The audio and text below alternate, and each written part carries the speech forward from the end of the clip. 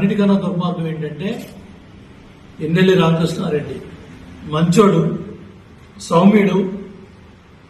అక్కడ ఆ బూత్ లో ఓట్లు పడితే ఈవీఎం ఎందుకు పగలగొడతాడు అన్నాడు. అంటే ఈవీఎం పగలగొట్టడం అనేది అనైతిక చర్య, చట్టవిరుద్ధమైన చర్య. ఎన్నికల ఏదైతే ఈవీఎం పగలగొట్టింది సమర్థించే విధంగా జగన్ రెడ్డి ఈ రోజు మాట్లాడింది. దీని మీద కూడా క్రిమినల్ చర్యలు తీసుకోవాల్సిన అవసరం ఉంది.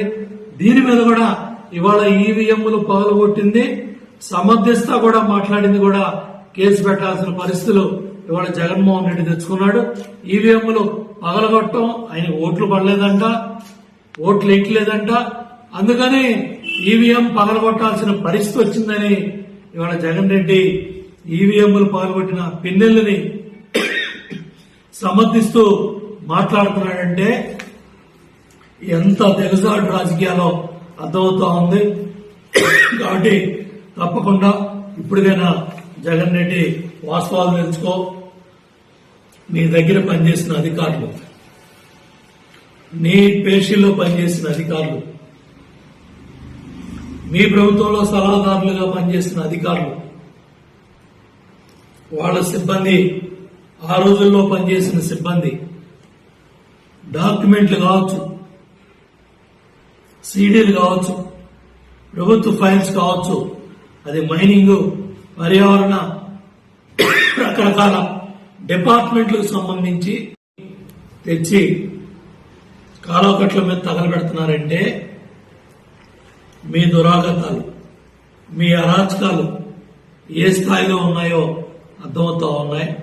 ఎన్నికల ఫలితాలు రాకముందే ఇంటెలిజెన్స్ కార్యాలయంలో ఆ రోజు పోలీస్ అధికారులు, మీతో అడ్డగాగిన ఐపీఎస్ అధికారులు, మరి ఐజీలు, డీసీ స్థాయి అధికారులు ఆ రోజు సిఐడి ఫైల్స్ తగలబెట్టారు. ఈరోజు రాత్రి మీ దగ్గర పనిచేసిన అధికారుల తాలూకా సిబ్బంది మరి ప్రభుత్వ డాక్యుమెంట్స్ ని తగలబెడుతూ పోలీసులకు దొరికిన పరిస్థితులు ఉన్నాయి. కారు సిబ్బందిని కూడా రాత్రి పోలీసులు పట్టుకున్నారు. కాబట్టి వాళ్ళు రెడ్ బుక్ అని ఉలిక్కి పడతా ఉన్నావు.